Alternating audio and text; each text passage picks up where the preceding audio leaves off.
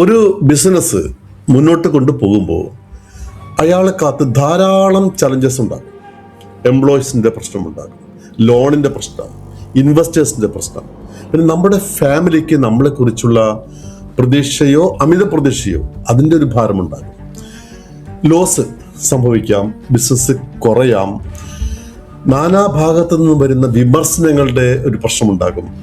പിന്നെ സർക്കാരിൻ്റെ നിയമങ്ങളുടെ നൂലാമാലകൾ, ഡോക്യുമെന്റേഷനൊക്കെ ശരിയാണോ, ടാക്സ് സംഭവങ്ങളെല്ലാം കൃത്യമായി പോകുന്നത്, അവിടെ എവിടെയെങ്കിലും പ്രശ്നങ്ങൾ വരുമ്പോൾ ഉണ്ടാകുന്ന ഉദ്യോഗസ്ഥന്മാരുടെ ഇടപെടലുകൾ, രാഷ്ട്രീയക്കാരുടെ ഇടപെടലുകൾ, സംഭാവന ചോദിച്ച് മറ്റു രീതിയിലുള്ള പ്രഷറുകൾ, അങ്ങനെ വളരെ അധികം സമ്മർദ്ദമാണ് ഒരു ബിസിനസ്സുകാരനെ സംബന്ധിച്ച് അദ്ദേഹം നേരിടേണ്ടി വരുന്നത്.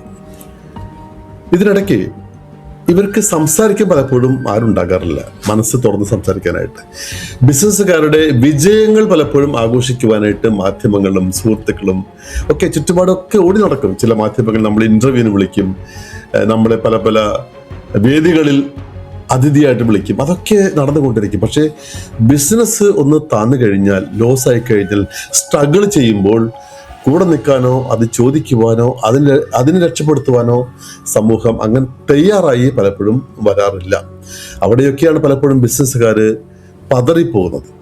എപ്പോഴും മനസ്സിലാക്കണം, ബിസിനസ് റീബിൽഡ് ചെയ്യാൻ സാധിക്കും. പക്ഷേ ചില ബിസിനസ്സുകാർക്ക് ഷെയിം എന്ന് പറയുന്നത്, അപമാനം എന്ന് പറയുന്നത്, ബാക്കി എല്ലാ പ്രതിസന്ധികളും അവർ തരണം ചെയ്യും. പക്ഷേ സെൽഫ് റെസ്പെക്റ്റ്, അഭിമാനം, അത് ഒരു അപമാനമായിട്ട് മാറുന്ന ഘട്ടത്തിൽ ഈ വളരെയധികം പ്രതിസന്ധികളെ നേരിട്ട് ഫൈറ്റ് ചെയ്തു വരുന്ന ആളുകൾക്ക് അത് ഒരു പക്ഷെ താങ്ങാൻ പറ്റുന്നതായിട്ട് തോന്നാറില്ല.